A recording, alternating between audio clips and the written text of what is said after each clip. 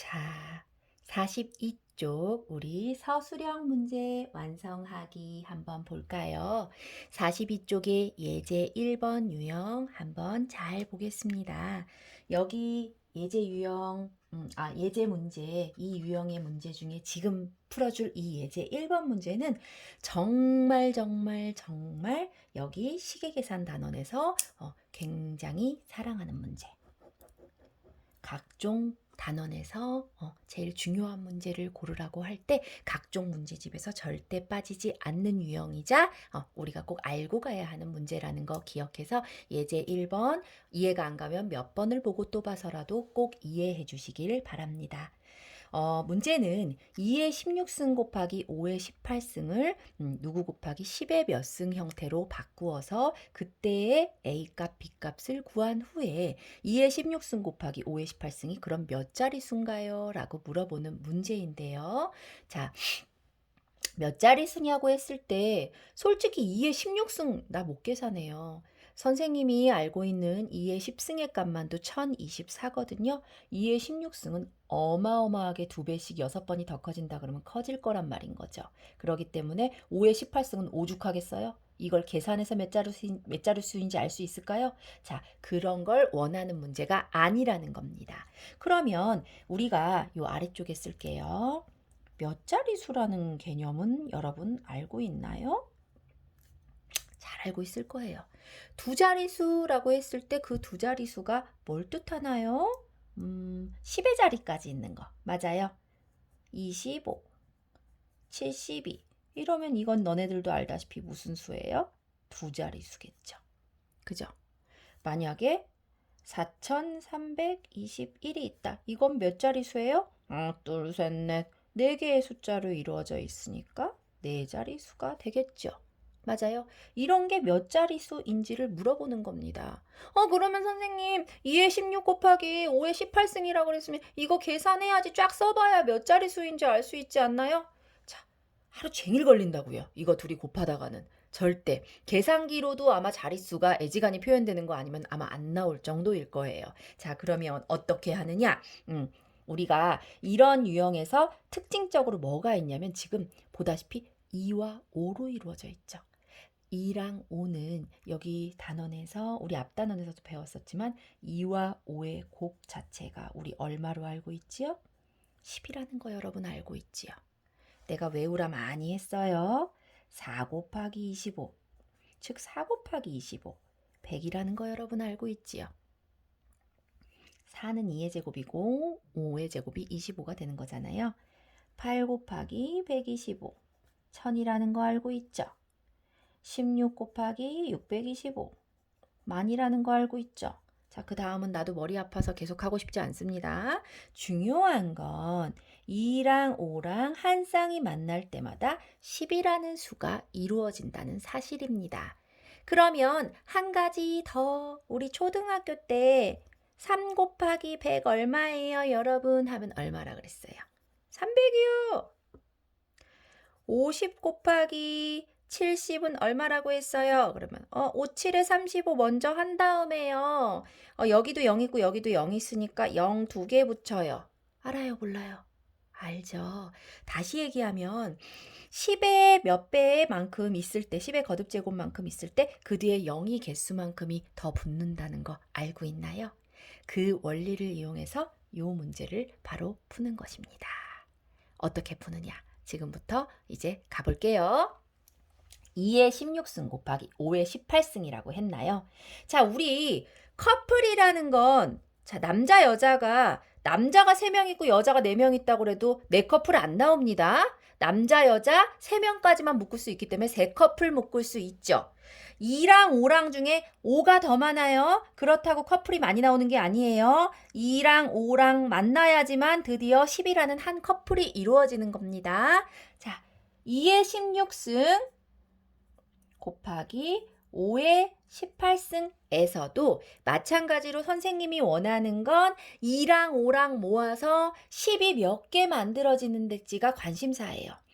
2는 16개 있고 5는 18개 있어요. 얘네가 하나가 같이 묶일 수 있어야 한 쌍입니다. 그러면 얘네는 16쌍이 되겠어요? 18쌍이 되겠어요? 더 작은 쪽 16개만큼만 묶을 수 있겠죠.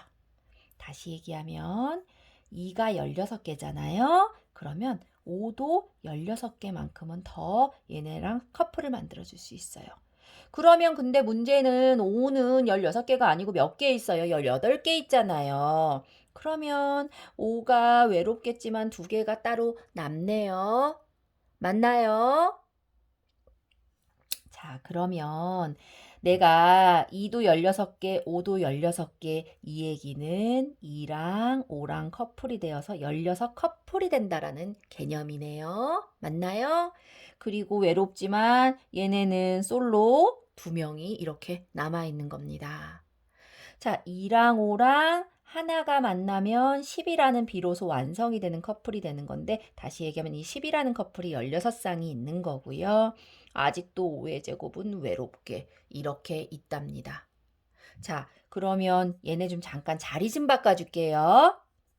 5의 제곱 곱하기 10의 16승이라는 거죠. 그죠? 그러면 5의 제곱은 여러분 얼마인지 아시죠? 5, 25 곱하기 10의 16승이라는 거죠.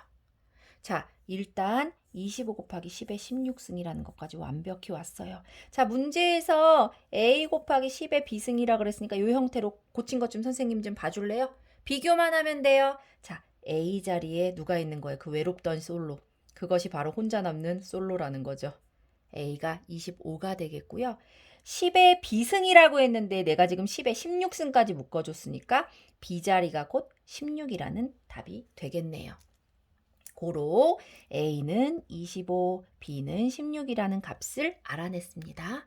그러면 A, B의 값은 지금 방금 구하라고 해서 해결을 했거든요. 그런데 2의 16승 곱하기 5의 18승은 몇 자릿수냐고 물어봤잖아요. 자, 왜 굳이 선생님이 10의 몇 승 형태를 이렇게 해놨을까요? 아까 10이 몇 개냐? 100을 곱했으면 0 2개가 생기고 여기에 0 하나 여기 0 하나 있으면 0 2개가 생기고 예를 들어서 10 곱하기 5000이 있으면 숫자는 1 곱하기 5에서 5에다가 여기 0 하나 여기 0 3개 총 0 4개가 생기고 이런 원리거든요. 맞아요. 자, 그러면 그런 원리로 본다고 하면 얘가 뭘 생각하면 되는 거냐면 요 놈 가져오세요. 25 곱하기 10의 16승이라는 건 다시 얘기하면 25 곱하기 0이 16개인 건 우리가 뭐라 그러나? 나 제일 큰 거를 천조라고 하는데 천조 다음이 되는 건데 그지? 자, 얼마인지 중요하지 않아요. 25 곱하기 10의 16승이라는 건 여러분 알죠? 10의 너무 좀 아래 했네. 10의 1승이 10입니다. 10의 2승이 100이고요. 10의 4승은 만입니다. 그 얘기가 무슨 얘기냐면요. 10을 그만큼 곱하면 0이 그만큼 생긴다는 거예요. 4개면. 맞죠? 그러면 25에다가 10이 16번만큼 곱하면 한마디로 10이 16개면 0이 몇 개? 0이 따다다다다다다다 16개 쓰기 너무 힘들 것 같아. 이렇게 여기부터 여기까지 16개가 있다는 얘기죠. 됐나요? 그럼 이걸 계산해서 25에다가 말 그대로 25 뒤에다 0을 몇 개 붙여주면 되는 거예요. 16개 붙여주면 되죠. 16개 다 하긴 너무 힘들어요. 됐나요? 이 값이 된다는 거예요. 그러면 이거가 몇 자릿수입니까? 라고 했어요. 그러면 여러분 몇 자릿수라는 건 그 수가 몇 개 써 있는지를 얘기하는 거거든요. 여기 0부터 여기 0까지가 16개라면서요. 그리고 2랑 5라는 숫자 2개가 더 있죠. 총 16개의 0과 2랑 5라는 것까지 총 18개의 숫자가 쓰여 있는 수죠. 따라서 이것은 몇 자릿수냐? 18자리 수가 되겠습니다. 그것이 두 번째의 답이 되겠네요. 됐나요? 이해가 안 가면 될 때까지. 그래서 이 문제를 한번 잘 읽어보고 유제 1번을 풀어보도록 하겠습니다. 42쪽의 예제 2번 문제로 들어갈게요. 예제 2번 문제는 다음과 같은 이렇게 복잡한 식을 계산하였을 때 이 계산한 후에 모든 항의 개수의 합을 물어봤습니다. 일단 우리는 무엇을 먼저 한다? 어쨌건 주어진 식을 계산한다. 자, 찬찬히 해볼게요. 괄호가 이렇게 많지만 중요한 건 안에 있는 소괄호, 그 다음 중괄호, 그 다음 마지막 대괄호 순서대로 천천히 풀어나가라 했습니다. 자, 아랫줄에다가 천천히 지금부터 풀어나가 볼게요. 자, 3x 제곱 마이너스 지금은 대괄호 건드릴 때는 아닙니다. 2xy도 그대로 쓰고요. 플러스 5y제곱도 그대로 쓰고요. 중괄호도 그대로 3x제곱 마이너스 xy 소괄호를 먼저 풀어줄 차례이기 때문에 소괄호 앞에 있는 이 마이너스를 분배해서 소괄호만 먼저 탈출해서 나오겠습니다. 자, 마이너스 앞에 xy 있어서 마이너스 xy 마이너스 앞에 마이너스 3y제곱 있어서 플러스 3y제곱 2라고까지 소괄호가 풀어지겠죠. 자, 그러면 그 뒤에 대괄호도 아직은 남아있어요. 이번에는 중괄호를 풀 차례이지만 요 상태로 풀기보다는 혹시라도 간단히 되는 것이 있으면 간단히 해주고 나서 풀어주는 것도 나쁘지 않겠죠. 요 중괄호안을 계산해 보니 3x제곱은 동류항이 없고요. 마이너스 xy와 마이너스 xy는 둘이 묶어 마이너스 2xy라고 표현이 가능합니다. 3y제곱도 동류항이 없는 관계로 이렇게까지 된다라는 거. 이렇게 중괄호안이 된다라는 거. 그걸 가지고 다시 한번 우리 씩씩하게 중괄호를 풀어나가 봅시다. 자, 3x제곱 그대로 마이너스 대괄호 그대로 2xy 플러스 5y제곱 그대로. 자, 이제 마이너스라고 하고 중괄호를 풀어줄 차례잖아요.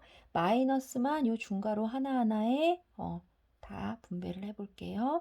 마이너스와 3x제곱 만나서 마이너스 3x제곱 마이너스와 마이너스 2xy가 만나서 플러스 2xy 마이너스와 플러스 3y제곱 만나서 마이너스 3y제곱이라고 이렇게까지 중괄호를 풀어줬습니다. 이제 대괄호만 남았죠. 물론 대괄호 풀어줄 수 있겠지만 간추릴 수 있는 게 있다면 간추려 주세요. 자, 봅시다. 요 대괄호 안에서 동료항끼리 계산해 보면 2xy와 2xy 계산해서 4xy가 되겠고요. 5y제곱과 마이너스 3y제곱 계산해서 2y제곱이 되겠고요. 마이너스 3x제곱은 동류항이 없는 외톨이 혼자 그대로 써주세요. 대괄호안을 이렇게까지 간추려 줬습니다. 됐죠? 자, 그리고 원래 있던 식 3x제곱 마이너스까지 이렇게요. 자, 그럼 마지막으로 어떻게? 대괄호 풀어주는 과정을 합시다. 3x제곱. 대괄호 앞에 뭐가 있어요? 마이너스가 있죠? 자, 이 마이너스를 각각의 항에 분배해보면 4xy는 마이너스 4xy로 플러스 2y제곱 마이너스 2y제곱으로 마이너스 3x제곱은 플러스 3x제곱으로 이렇게 풀어지겠죠. 자, 그러면 이 상태에서 이놈과 이놈 만나서 뭐 돼요? 6x제곱 마이너스 4xy는 외톨이 xy 항이 없어요. 마이너스 2y제곱도 외톨이 y제곱 항이 없어요. 자, 어때요? 자, 이렇게까지가 일단 다음 식을 계산한 것입니다. 여기선 더 이상 간단히가 안 돼요. 근데 물어본 식의 값을 물어본 게 아니고요. 이것에서 이제 계산한 모든 항들의 개수의 합이랬어요. 자, 그새 혹시 우리 중1 때 배웠던 개수의 합, 개수 까먹었나요?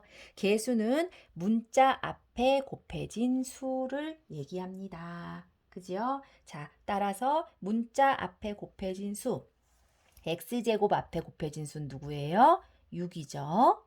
자, 그리고 xy 앞에 곱해진 수 누구죠? 부호까지 같이 얘기해야 돼요. 마이너스 4죠. 자, y제곱 앞에 곱해진 수 누구예요? 마이너스 2죠. 자, 요것들. 요게 바로 얘네들의 개수들이 되겠습니다. 이것들을 합해 주래요. 됐나요? 사실 뭐 굳이 괄호 안 쳐도 되는데요. 어차피 6, 얘네들 마이너스 4, 얘네들 마이너스 2 그대로 나오죠. 그랬더니 다 계산하니까 6 빼기 4 빼기 2 뭐 됐나요? 0 됐죠?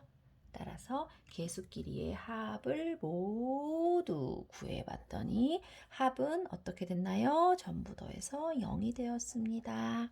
요것이 결론이 되겠네요.